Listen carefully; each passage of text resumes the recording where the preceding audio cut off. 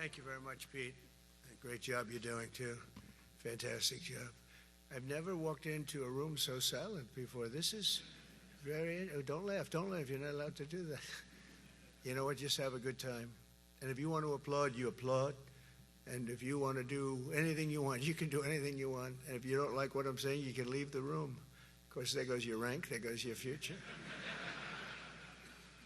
But you just feel nice and loose, okay? Because we're all on the same team.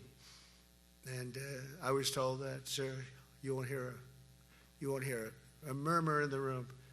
I said, we got to loosen these guys up a little bit. So you just have a good time. But I want to thank Secretary Hegseth and General Kane, General Raisin Kane for a reason, they call him that. When I heard his name, I said, you're the guy I'm looking for. The Joint Chiefs of Staff and so many others in this room who together represent the greatest and most elite fighting force in the history of the world, the United States military. We're very proud of our military. I rebuilt the military during my first term. It's one of the greatest achievements. We had the greatest economy in history, and I built the military. Those are the two things I say more than anything else. And I also kept us safe at the borders. We had very good borders. We didn't have people coming in from jails and prisons and everything like took place over the last 4 years. They'll never forget what happened to this country over the last 4 years with the incompetence. There could be no higher honor than to serve as your commander-in-chief. It is a great honor. I look at you, you're just incredible people. Central casting, I might add.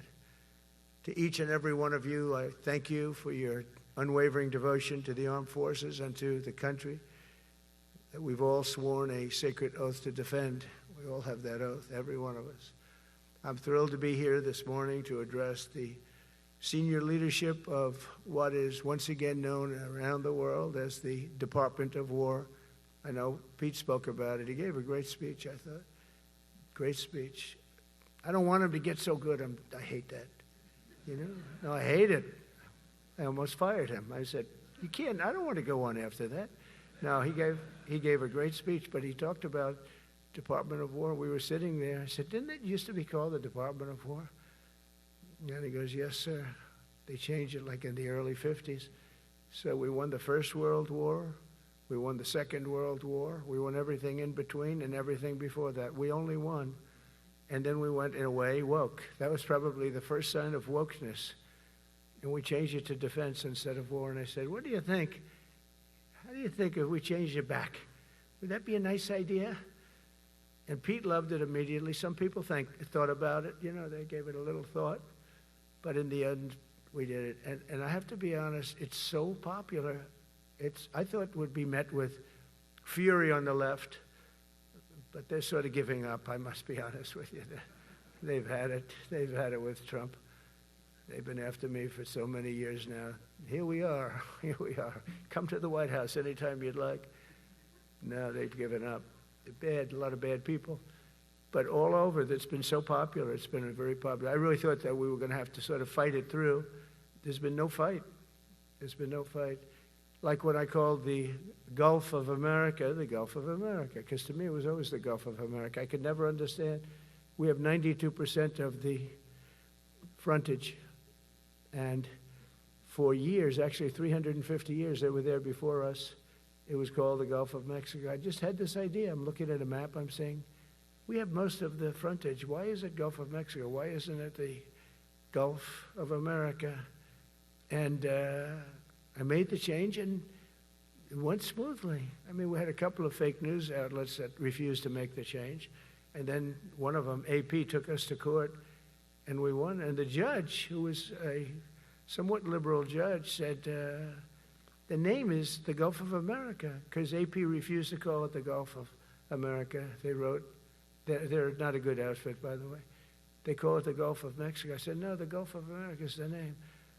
And the judge actually said that, in fact, you can't even go into the room because what you're doing is not appropriate. The name is the Gulf of America. Google Maps changed the name. Everybody did, but AP wouldn't, and then we won in court. How about that? Isn't that so cool?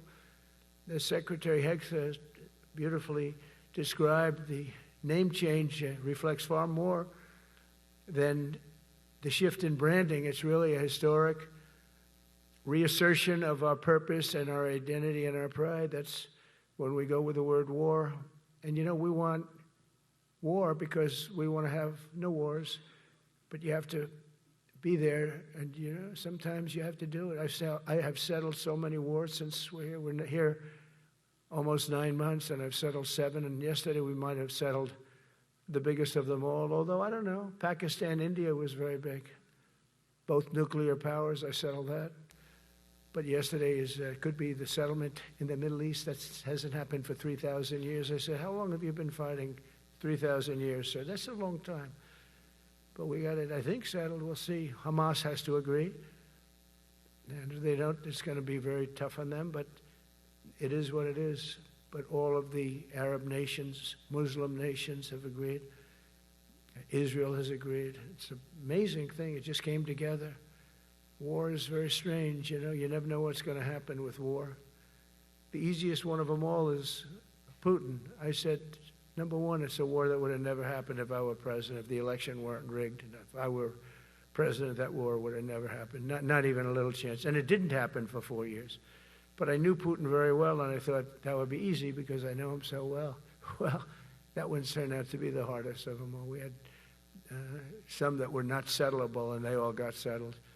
So if this works out, that we did yesterday with the Middle East, then that's more than a war. That's lots of wars. That's all combined. That's a lot of wars. Many of you were over there in many different capacities in many different countries. That's a big part of the earth.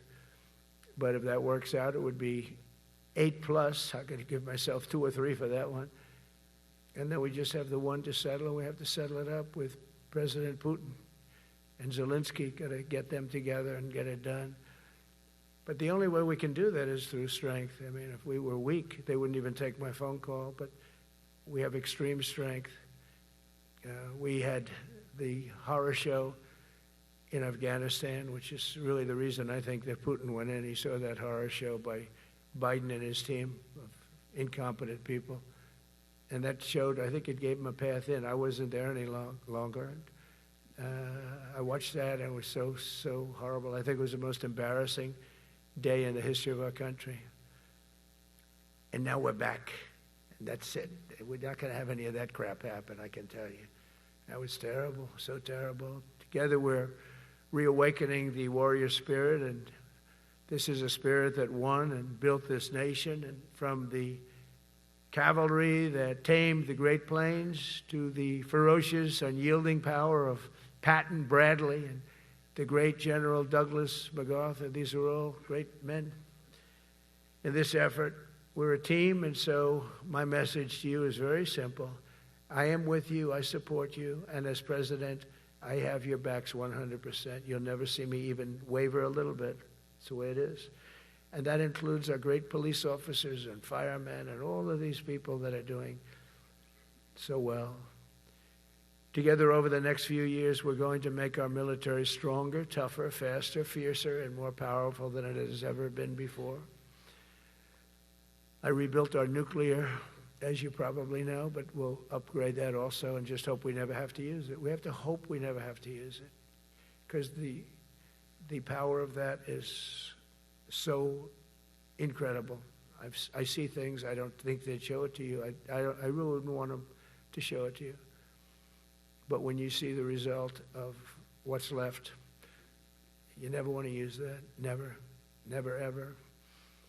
We were a little bit threatened by Russia recently, and I sent a submarine, nuclear submarine, the most lethal weapon ever made. Number one, you can't detect it. There's no way. We're 25 years ahead of Russia and China in submarines. Russia's actually second in submarines. China's third, but they're coming up. They're coming up. They're way lower in nuclear too, but in 5 years they'll be equal. They're coming up.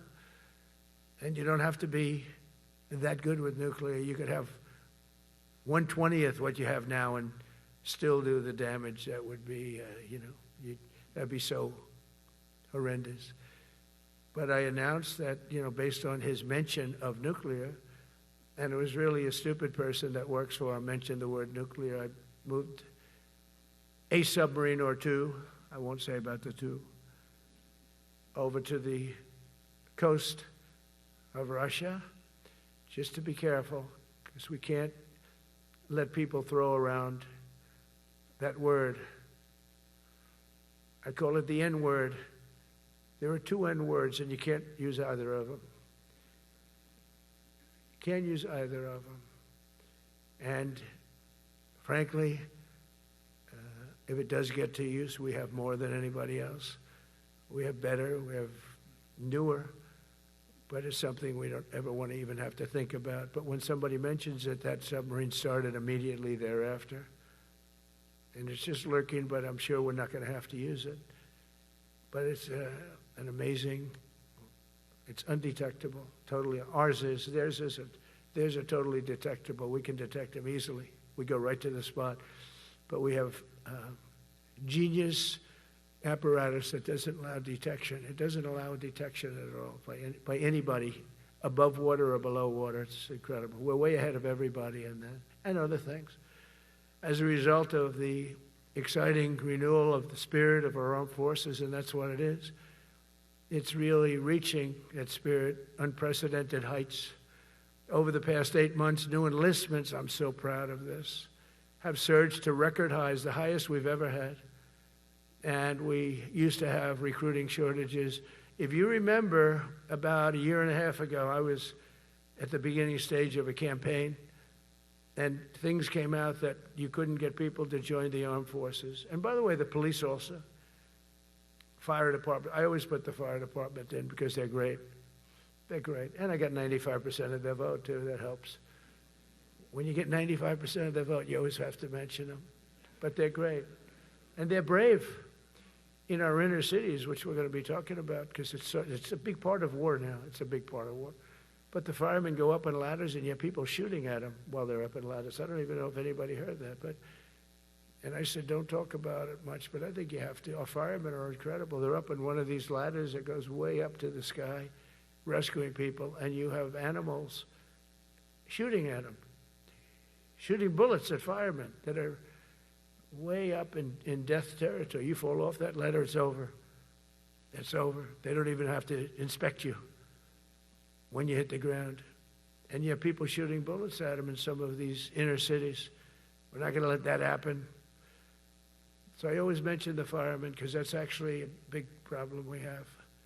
They are unbelievable. Like you, they're unbelievable people. For the first time on record in 2025, the Navy, Air Force, and Space Force all met or surpassed their recruiting goals 3 months early. That never happened before. And the Army did even better. Congratulations, Army. They met everything. And these were the highest standards because we're making it larger. So these were much higher standards than you had 4 years ago, 3 years ago, during the sleepy Joe Biden era. And the Army did it 4 months early.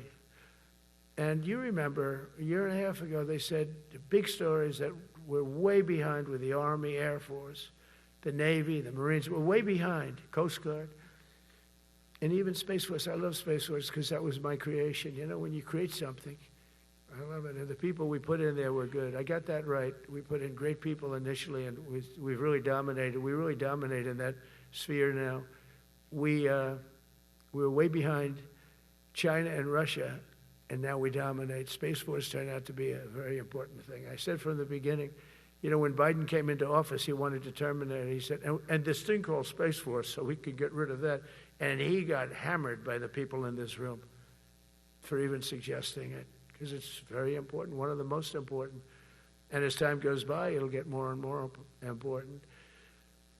But we're now at 106% of our recruiting targets for the year, and that's the best in far more than a generation.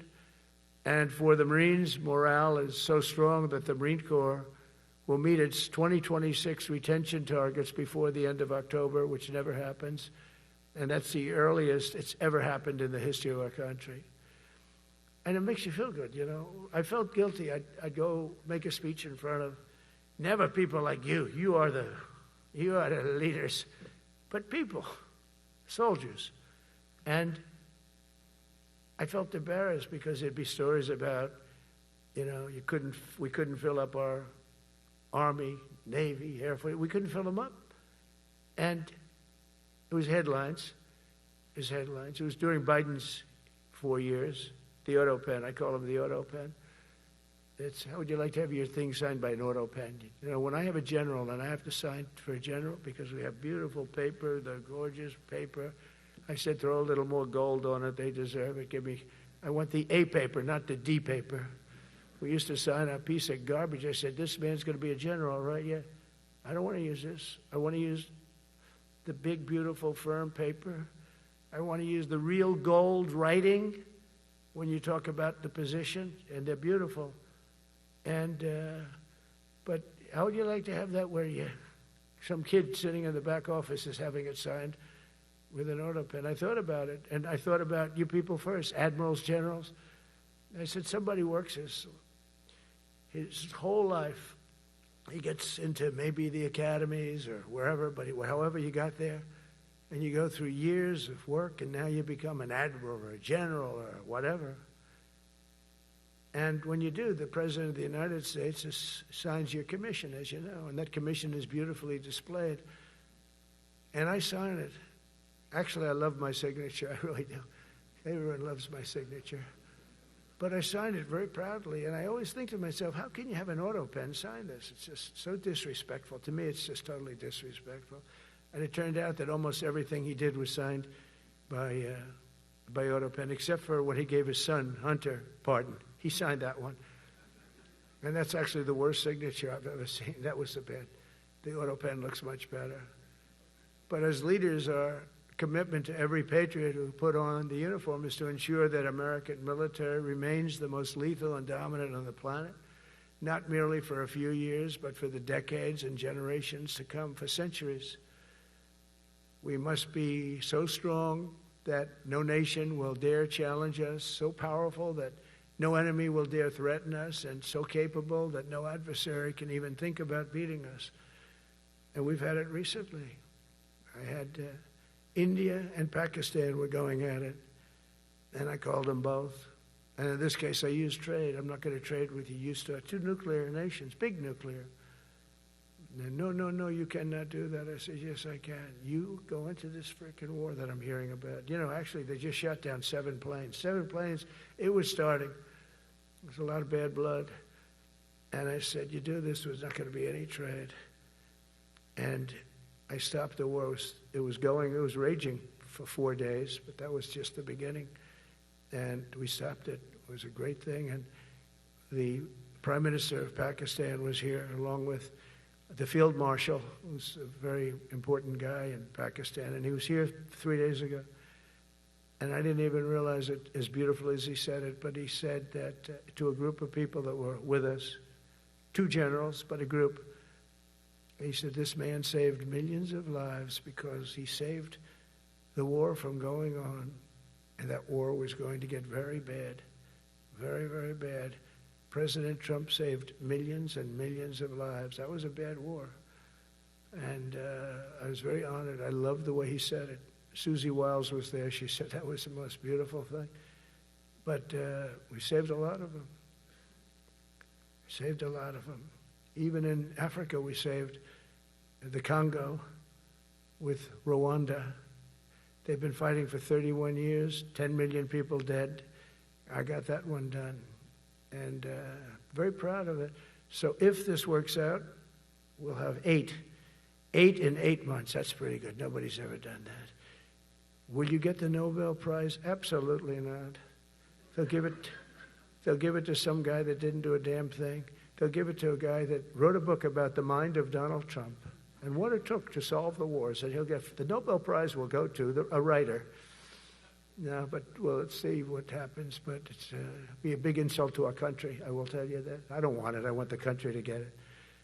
But it should get it because there's never been anything like it. Think of it. So if this happens, I think it will. I don't say that lightly because I know more about deals than anybody. This is what my whole life was based on. And they can change, and this can certainly change. But we have just about everybody. We have one signature that we need, and that signature will pay in hell if they don't sign. I hope they sign for their own good and we create something really great. But to have done 8 of them is just like such an honor. And then we have Putin and Zelensky. The easiest one of them all. I said, that one I'll get done. I thought that was going to be first. The others were much harder, some of them. Azerbaijan this was going on for 36 years. They said, it's not solvable, sir. You don't do it. I said, I will do it. I will do it. And I got on the phone with the 2 countries. They were great. They were great. I knew immediately. I knew as soon as I started talking to them, we're going to solve that war. We did. Now they're so happy. Now they're friends. One said he's been president for 32 years, 22 years. He said, for 22 years I did nothing but kill his people. They were in the room together at the Oval Office. And they started off spread like this. I have the beautiful Resolute desk. And one was here, and one was here. You couldn't get further away. That's the furthest I've ever seen 2 people in front of me. And as the hour went by, they got closer, closer, closer. And at the end of the hour, we had it done.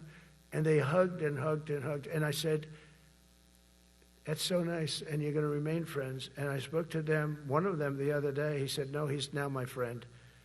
But for 22 years, he's been the head of Azerbaijan for 22 years. And the other guy, great guy too, 7. And you know that war, that was a war that was not solvable. He said for 7 years. The other one said for 22 years. All I did was kill his people. That's all I've done. I said, well, we're going to put a stop to that. So we solved that. So it's a great thing. It's a great feeling. You're saving Kosovo and Serbia. You're saving so many lives doing this if you can do it. But our people deserve nothing less than the very best, and we're never going to let them down. And if we can solve wars instead of you having to fight wars, wouldn't that be wonderful, right? Wouldn't that be wonderful? That's why one of the first executive orders I signed upon taking office was to restore the principle of merit. That's the most important word, other than the word tariff. I love tariffs. Most beautiful word. But I'm not allowed to say that anymore. I said tariff is my favorite word. I love the word tariff. We're becoming rich as hell. We have a big case in front of the Supreme Court, but I can't imagine. Because this is what other nations have done to us. And we have, great legal grounds and all, but you still have a case. It would be very bad if something happened. But I said, my favorite word in the English dictionary is the word tariff. And people thought that was strange. And the fake news came over and they really hit me hard on it. They said, what about love? What about religion? What about God? What about wife, family? I got killed when I said tariff is my favorite word. So I changed it. It's now my 5th favorite word. And I'm okay with that. I'm okay with that. But they hit me hard. But it is. When you look at, we've taken in trillions of dollars. We're rich again. And there'll never be, when we finish this out, there'll never be any wealth like what we have. Other countries were taking advantage of us for years and years. You know that better than anybody. And now we're treating them fairly. But the money coming in is, we've never seen anything like it. The other day they had $31 billion that they found, $31 billion. So we found $31 billion and we're not sure from where it came. A gentleman came in, a financial guy. I said, well, what does that mean? He said, we don't know where it came. I said, check the tariff shelf. No, sir, the tariffs haven't started in that sector yet. I said, yes, they have. They started 7 weeks ago. Check it. Comes back 20 minutes later. Sir, you're right. It came from tariffs. $31 billion. That's enough to buy a lot of battleships, Admiral, to use an old term.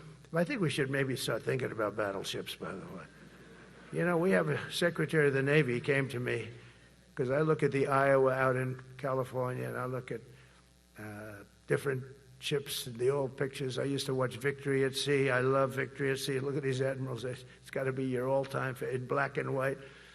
And I look at those ships. They came with the destroyers alongside of them, and man, nothing was going to stop. They were 20 deep, and they were in a straight line, and there was nothing going to stop them. And we actually talk about, Those ships, some people would say, no, that's old technology. I don't know. I don't think it's old technology when you look at those guns, but it's something we're actually considering, the concept of battleship.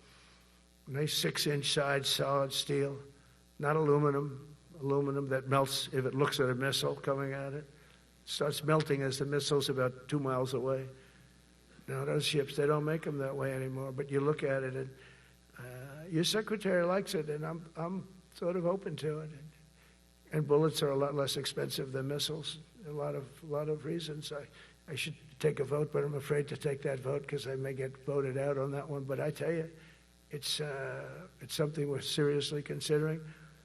There were powers. There were big powers. They were just about as mean and scary as you could be.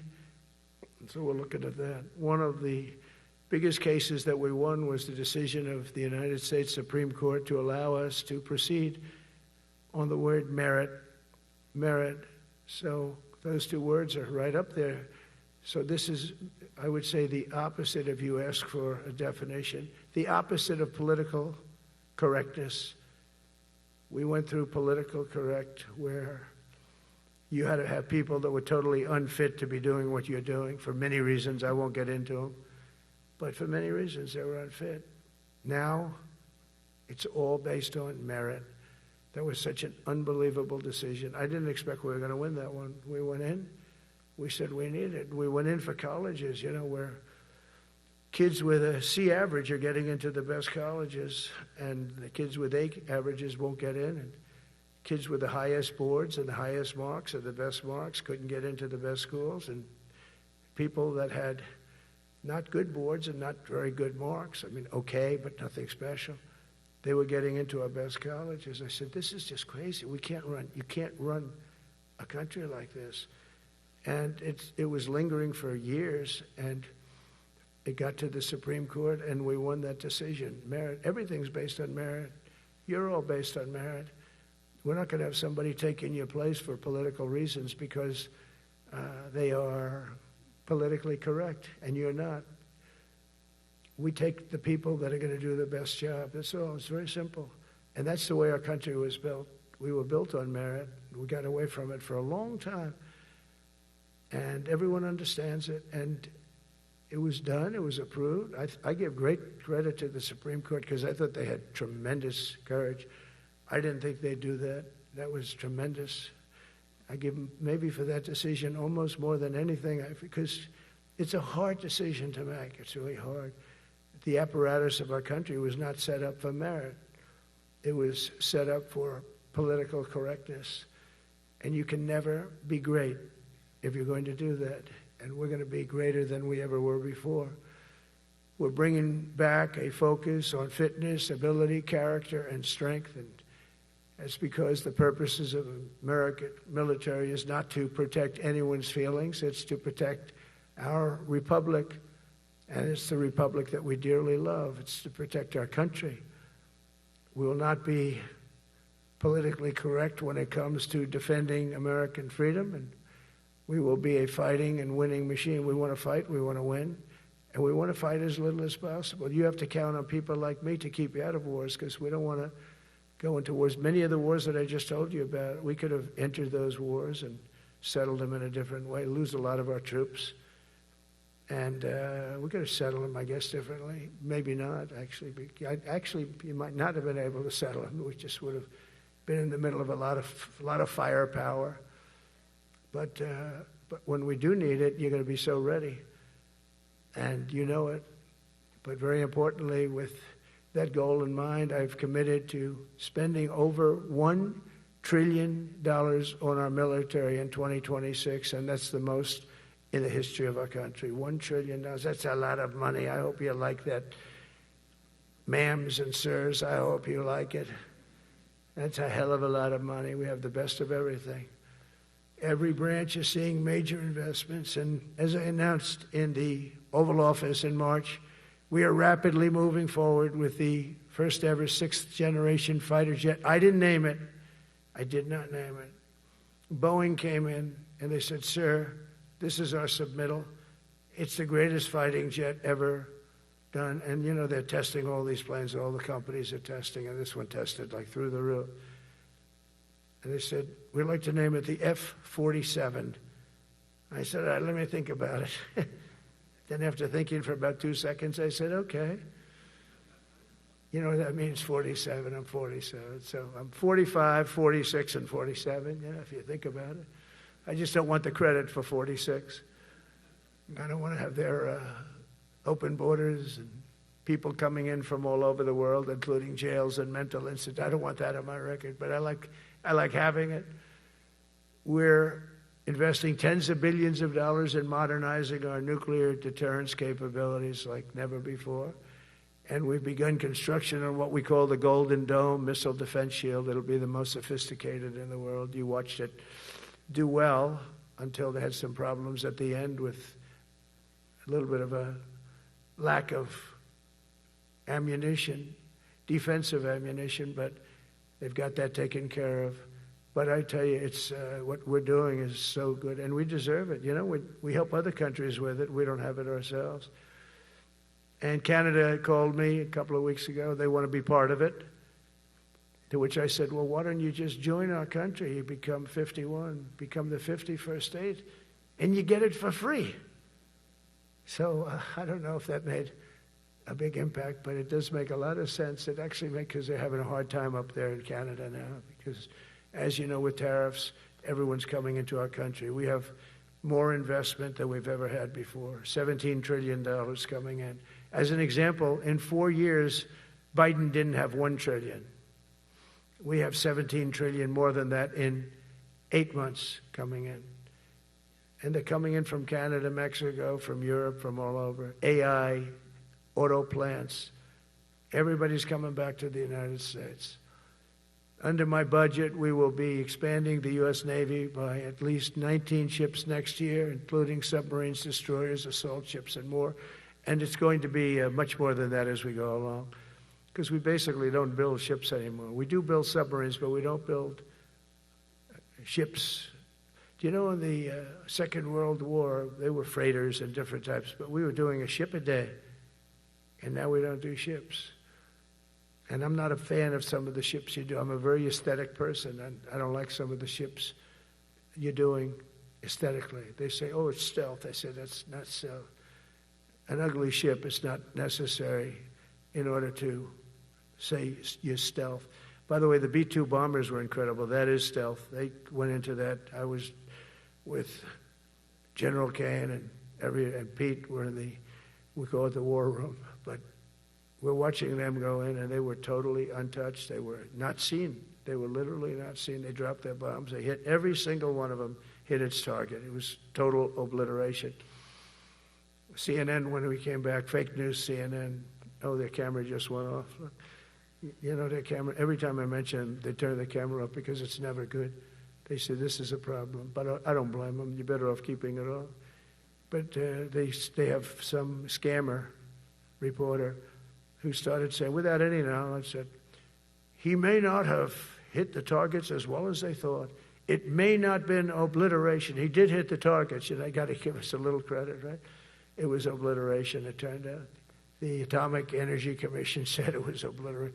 Not only did they hit the target, they had these chutes. And think of this here. Way up in the sky, there was no moon. It was dead dark.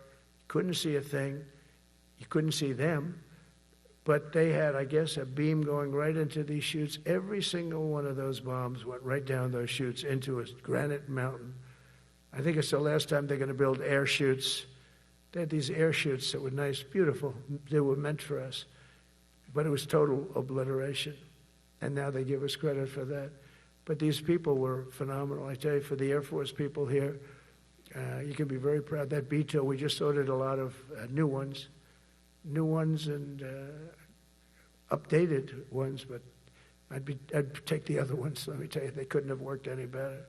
So they flew for 37 hours total, back and forth, no stops, no nothing. We had 52 tankers loading them up. And that's a job I wouldn't necessarily want too much, flying a tanker, loaded up with hundreds of thousands of gallons of fuel. I don't know if I'd do that job, I asked the question, what happens if it gets hit? Sir, you don't want to know about that, right? I don't want to know about that. But those guys, they just hear us. They're incredible. I had them all to the Oval Office. We had the B-2 pilots and a lot of the people, even the people that took care of them, the maintenance people, just as important. We had them all to the White House, gave them a big party on the lawn, brought some of them into the Oval Office.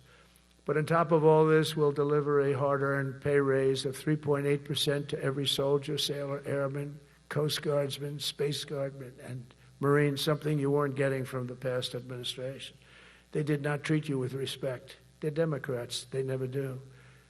Not only are we rebuilding our great strength, but for the first time in years, my administration is actually using that strength to defend the core and vital interests of America. And very simply, we are putting America first. And I have since I've been elected. I've always put America first. It's sort of simple, you know, when you think.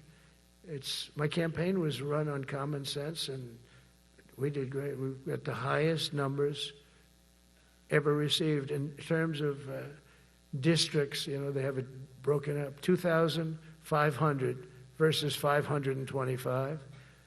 We won every swing state. We won the popular vote. We won everything. We won everything. You have to take a look at the map. It's almost entirely red, except there's a little blue line on each coast, and I think that's going to disappear too. We did really great, and part of it is because of our success with the military, the rebuilding of the military, the vote that I got from the military, and they're vicious people, you know, that we have to fight, just like you have to fight vicious people. Mine are a different kind of vicious, but they spread all these horrible, you know, they made up statements and said what I said about everything, but even about the military. But fortunately, the military didn't believe it. It's hard. You know, they make up a statement and they said, you say it. We had 25 people that said he never said that. 25. We had 25 affidavits. And they said, well, we're going with it anyway. You know, these sleazebags. And that's why the press is really losing all power, because people aren't believing it. We need an honest press. We need borders. We need borders. We need an honest press. We need fair elections. I mean, those three things. And we don't have an honest press. We have a really corrupt press. But we fight through the corrupt press. And the people understand. You have to do this stuff a lot. You have to go on television a lot, because you can't get a fair shake if you're going to rely on somebody else. They don't understand. They've destroyed the image of media now is at the lowest point it's ever been. It's lower than Congress. Can you believe that? It's something. But together with many of you in the room, we've brought back the fundamental principle that defending the homeland is the military's first and most important priority. That's what it is. Only in recent decades did politicians somehow come to believe that our job is to police the far reaches of Kenya and Somalia, while America is under invasion from within. We're under invasion from within. No different than a foreign enemy, but more difficult in many ways because they don't wear uniforms. At least when they're wearing a uniform, you can take them out. These people don't have uniforms. But we are under invasion from within. We're stopping it very quickly. After spending trillions of dollars defending the borders of foreign countries, with your help, we're defending the borders of our country from now on. We're not going to let this happen. Biden let people come in from prisons, mental institutions, drug dealers, murderers. You know, we had 11,488 murderers allowed into our country by this guy who had no clue. He had no clue. He shouldn't have been there in the first place, but he had no clue. The people that ran the office, the White House, were people that surrounded him, radical left lunatics that are brilliant people, but dumb as hell when it came to policy and common sense. And they allowed people from all over the world, from the Congo. They opened up prisons in the Congo. They came into our country totally unmatched, unvetted, unchecked. And from all over, South America, not just South America. You know, you think South America, no, but from all over. A lot came in from Venezuela. Venezuela emptied its prison population into our country. That's why they have Tren de Aragua, one of the worst gangs ever. But we took care of them. We took good, strong care of them. And I just want to thank the National Guard in Washington, D.C. It was it's embarrassing to say this. Now I can say it because we solved it. But Washington, D.C. was the most unsafe, most dangerous city in the United States of America. And to a large extent, beyond. And beyond that.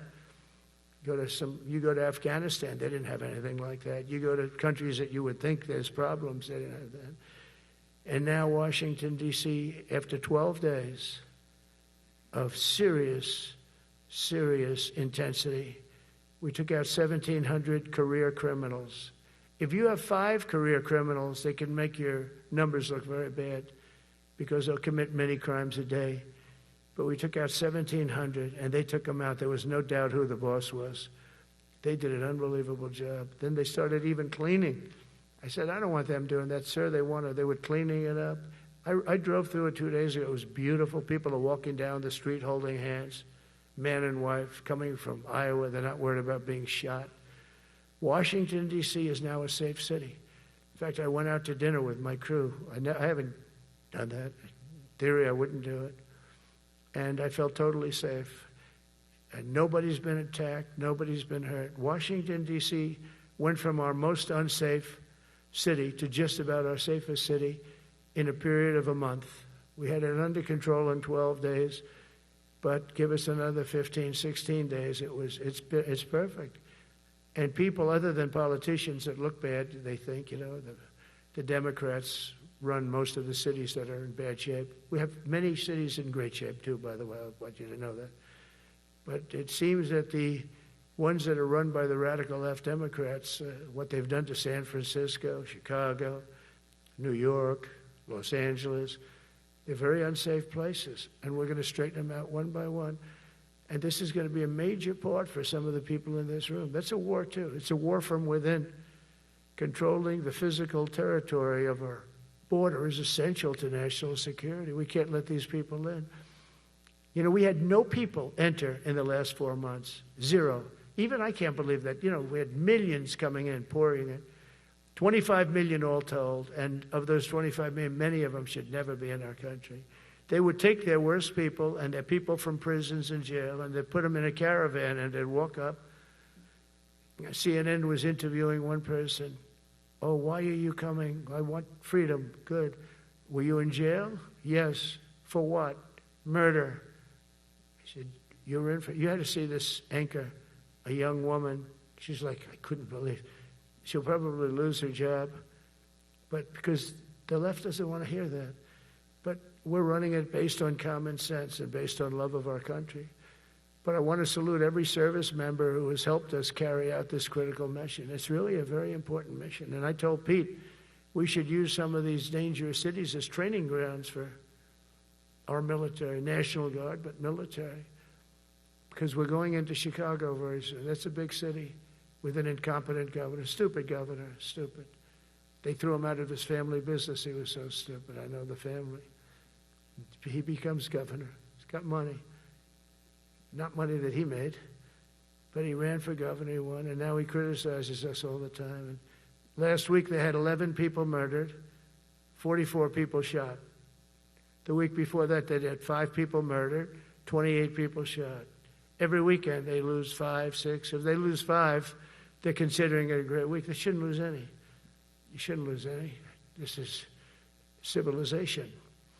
And he's always up there saying, we're in very good shape. We don't need the military. No, they need the military desperately. How about Portland? Portland, Oregon, where it looks like a war zone. And I get a call from the liberal governor. Sir, please don't come in. We don't need you. I said, well, unless they're playing false tapes, this looked like World War II. Your place is burning down. I mean, you must be kidding. Sir, we have it under control. I said, you don't have it under control, Governor, but I'll check it, and I'll call you back. I called her back. I said, this place is a nightmare. It's certainly not the biggest, but it's one of the worst. It's brutal. They go after our ICE people, who are great patriots and tough job too, but they love it. They love it because they're cleaning up our country. And so you look at some of the things where they took over parts of Seattle. They actually took over a big percentage of Seattle. Think of that. You remember that. That was a while ago.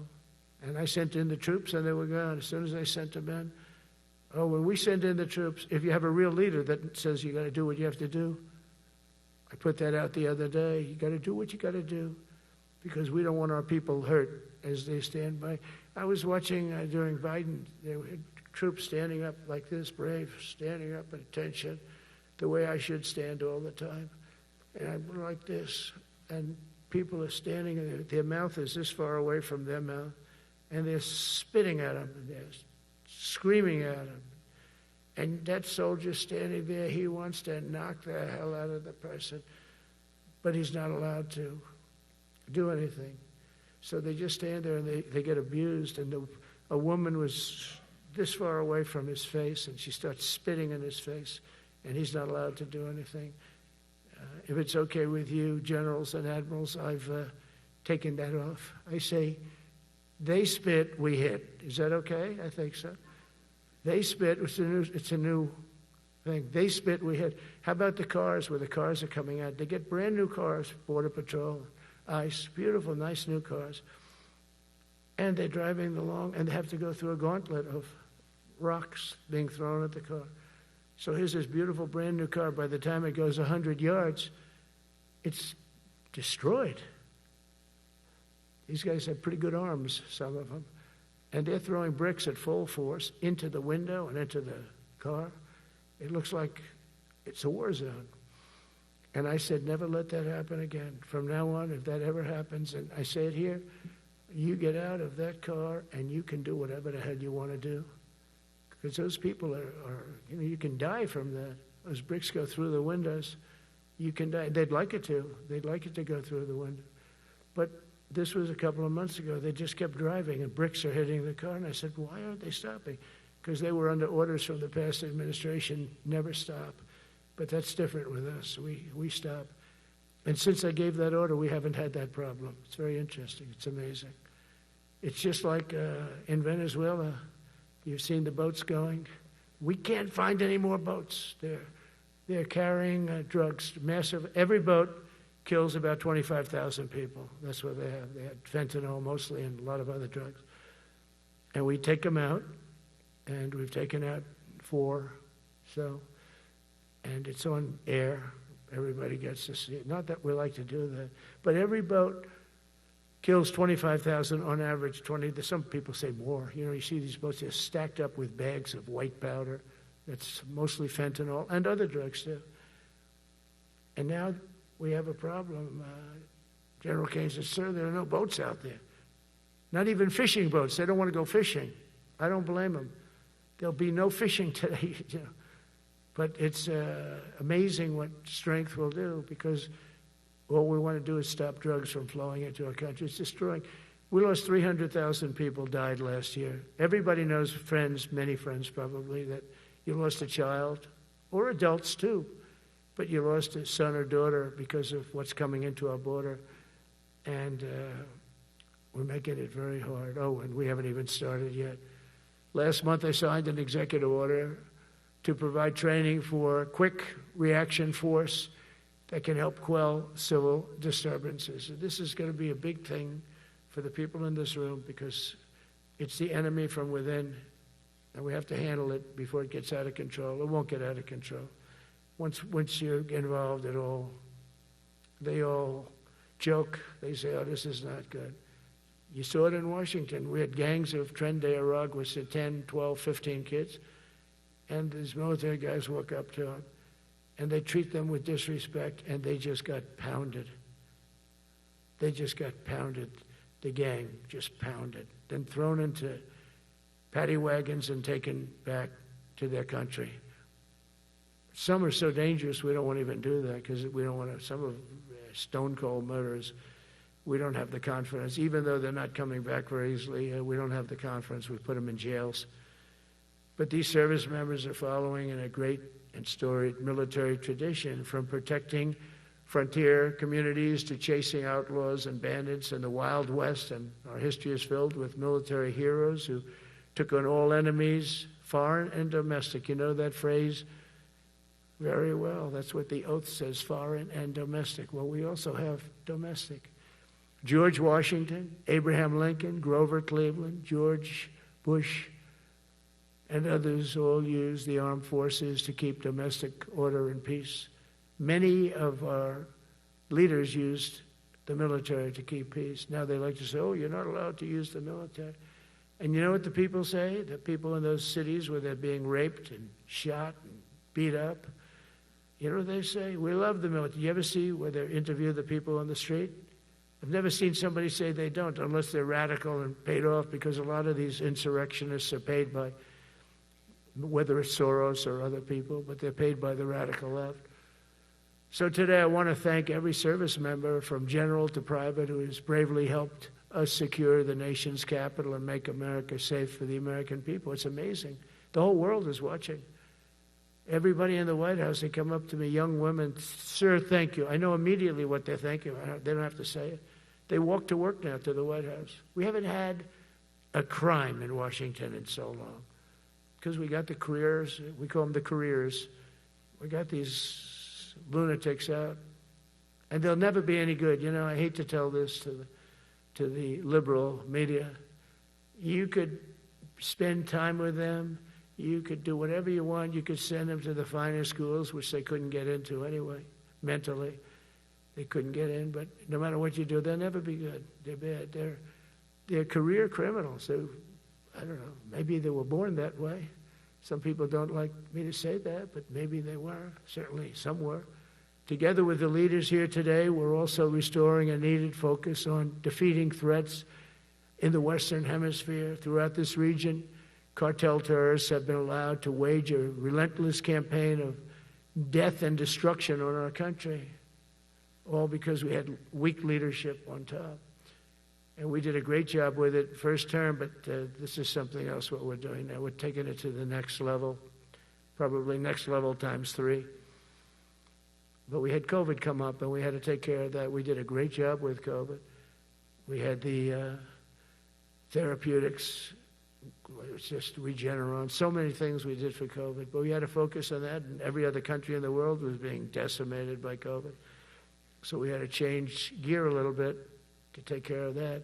But under our leadership, the military is now the knife's edge in combating this sinister enemy. We have to put the traffickers and cartels on notice, and we've done that.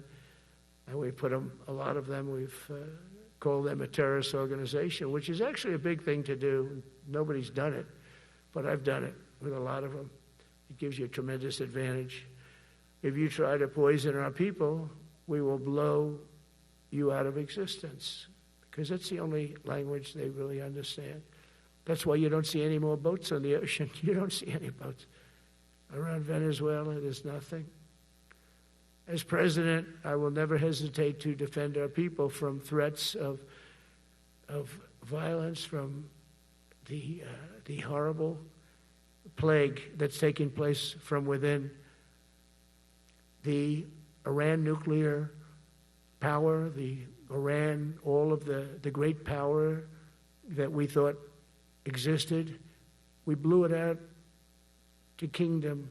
We took advantage of it, and we just really took advantage of it, and it was a beautiful thing to see, and that's what military power can achieve. That's why I chose Raising Cane. He's fantastic, by the way. I hope you all agree. If anybody disagrees, could I please have your hand? Who disappears that Raising Cane is no good? Just raise your hand.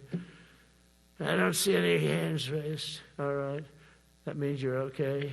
That means that he's okay now, but I saw his results. You know, he took out ISIS. I was told it was going to take 4 years. It took 4 weeks.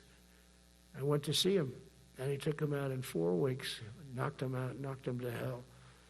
And I was told by military people it was going to take 4 to 5 years to do it. And I don't even know if we'll have it then, sir. These were the Washington generals. I call them the television generals.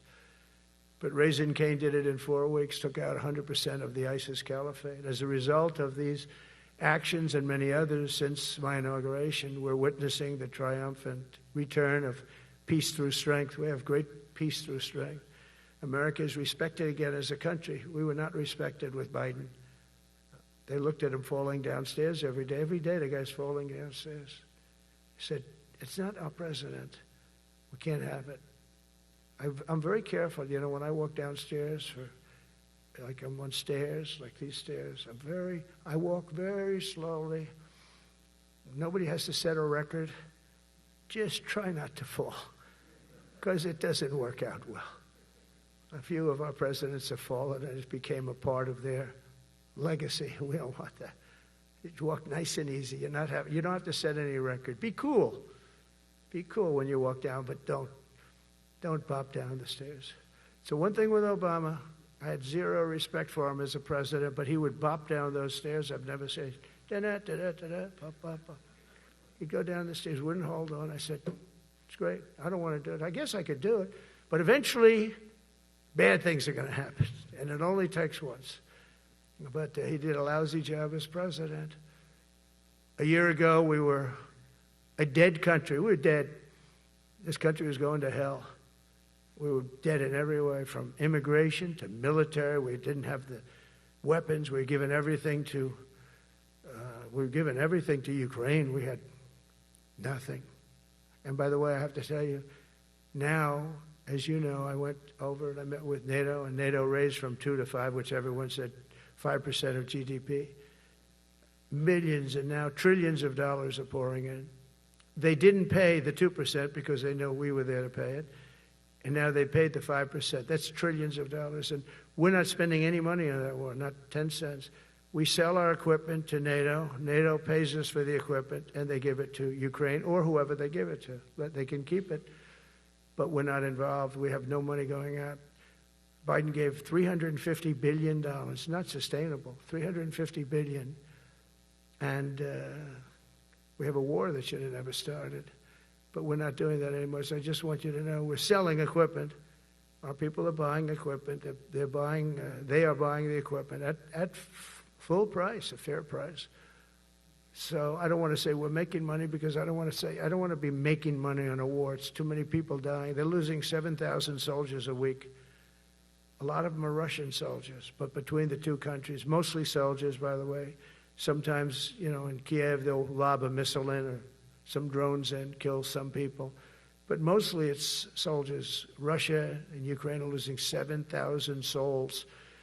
And they're not American. They're not us. They're not you. We have a special obligation. But they're soldiers. They're young people. They leave their parents. They wave goodbye. And then 2 days later, they're blown up so unnecessarily.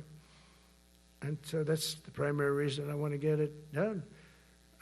We got to get it done. It's crazy what's going on. That's the worst war that there's been since World War II. The number of soldiers that are being killed there is just crazy. From 5,000 to 7,000 soldiers die a week. Think of that.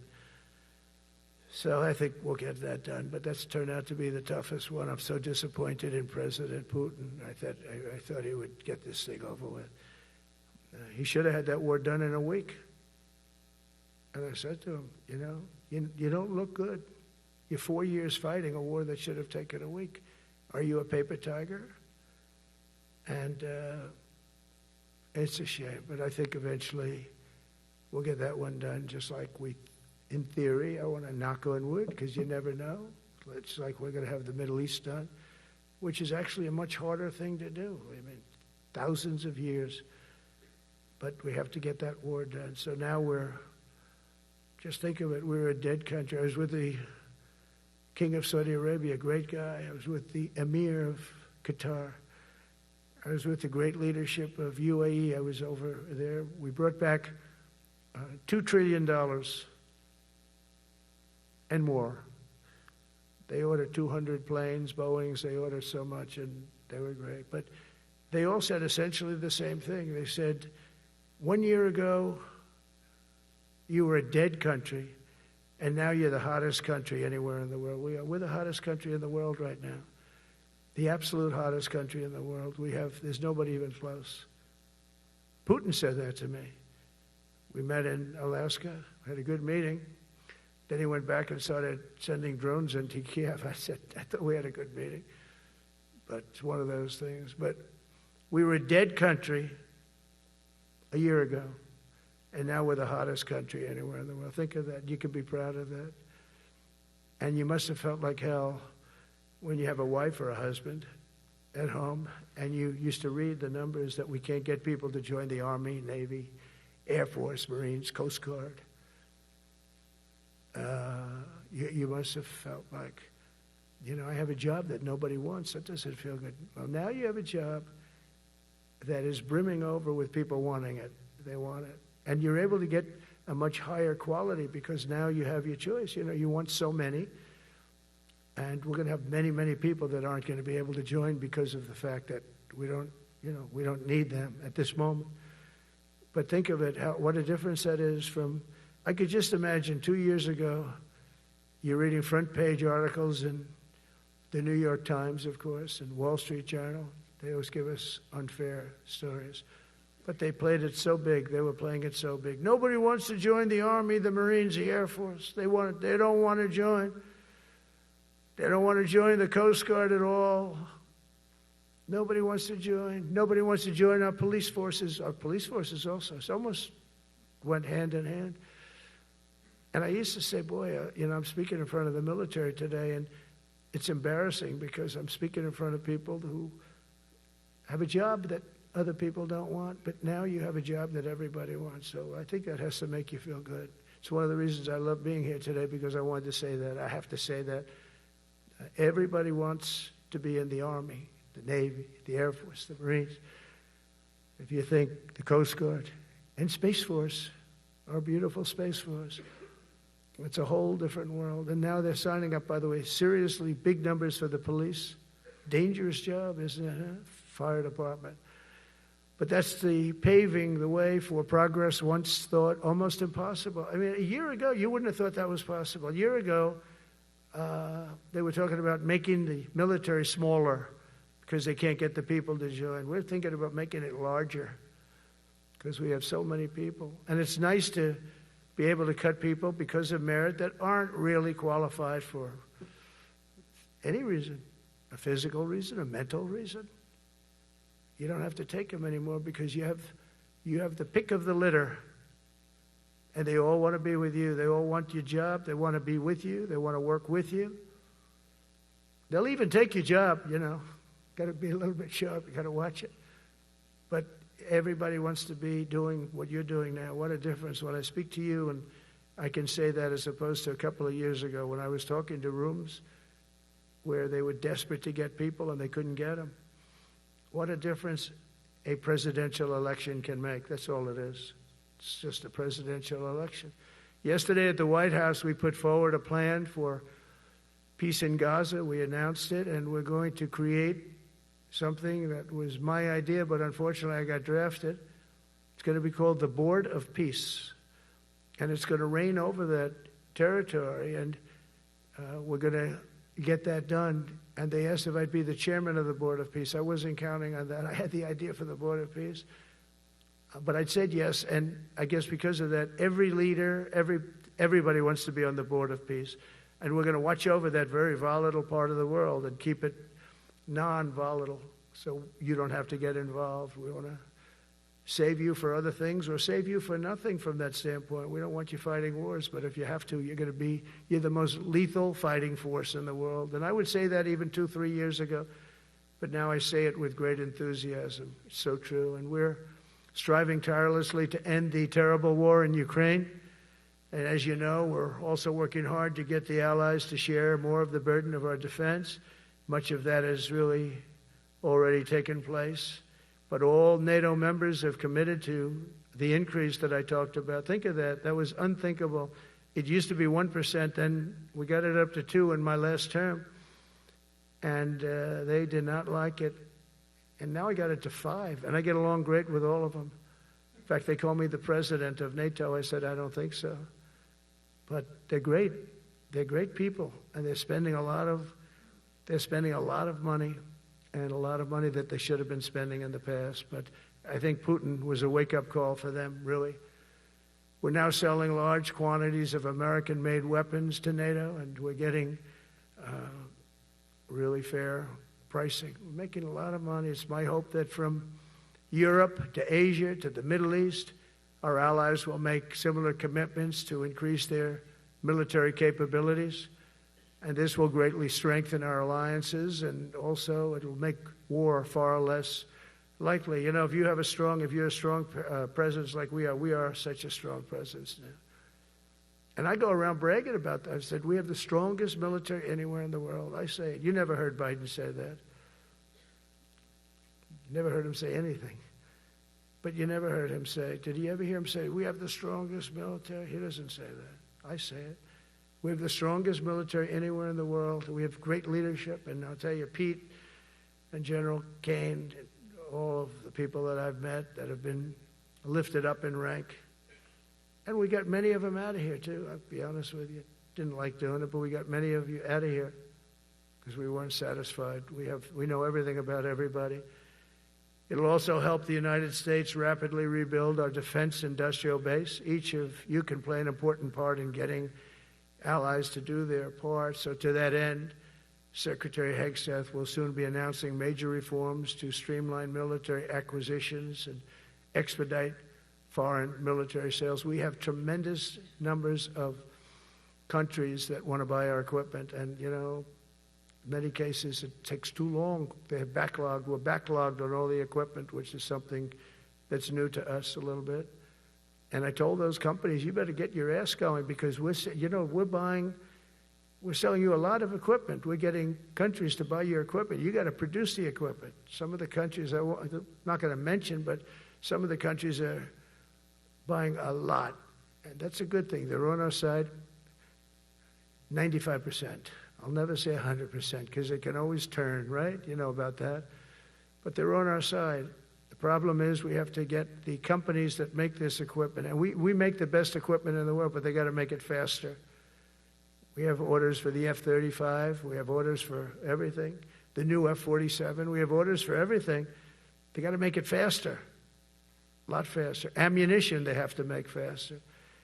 In the coming months, we'll be making even more historic announcements to fully embrace the identity of the Department of War. I love the name. I think it's so great. I think it stops wars. The Department of War is going to stop wars. If we are as ruthless and relentless as our enemies, the United States Armed Forces will be totally unmatched in the future. We have a group of enemies that are very ruthless and very smart, but they can't match us. They can't match us. They don't even come close to matching us. Again, you know, it's very important for me to say we are the greatest military in the world, but we make the best equipment in the world. I watched our anti-missile missiles. I watched our Patriots just knock things out like a needle, hitting another needle on the stage.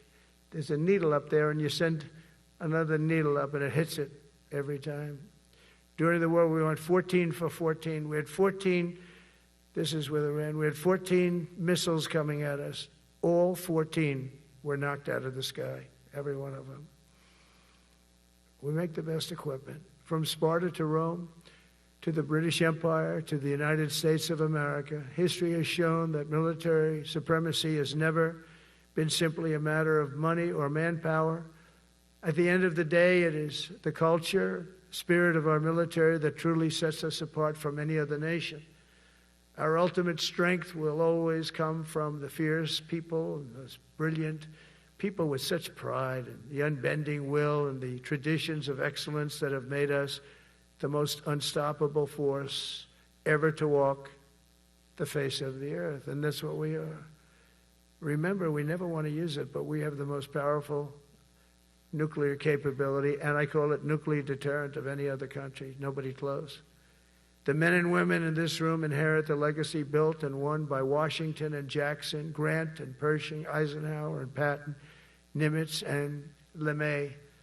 We carry forward the majestic military heritage passed down from father to son, soldier to soldier, and one generation of warriors to the next. You are warriors, you know that, right? You're great warriors, or you wouldn't be in this room. You're the best of the best. From Concord Bridge to Fort McHenry, from Gettysburg to Manila Bay, from Normandy to Sicily, and from the jungles of Vietnam to the dusty streets of Baghdad, America's military has charged into hellfire, climbed up jagged mountains, crossed roaring oceans, and thundered across open deserts to defend our flag, our freedom, and our homeland. Nobody does it like you. Now we are discovering American muscle, reasserting American might, and beginning the next story chapter in American military legends and lore. That's L-O-R-E. It is lore. When it comes to defending our way of life, nothing will slow us. No enemy will stop us. They cannot stop us. And no adversary will stand in our way. They won't stand in our way. We don't want them to stand in our way. We don't want to even put them in that position, but they're not going to stand in our way ever again. You'll never see 4 years like we had with Biden and that group of incompetent people that ran this country that should have never been there.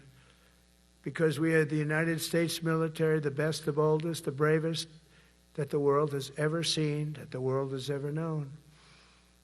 With leaders like we have right here in this beautiful room today, we will vanquish every danger and crush every threat to our freedom in every generation to come, because we will fight, fight, fight, and we will win, win, win.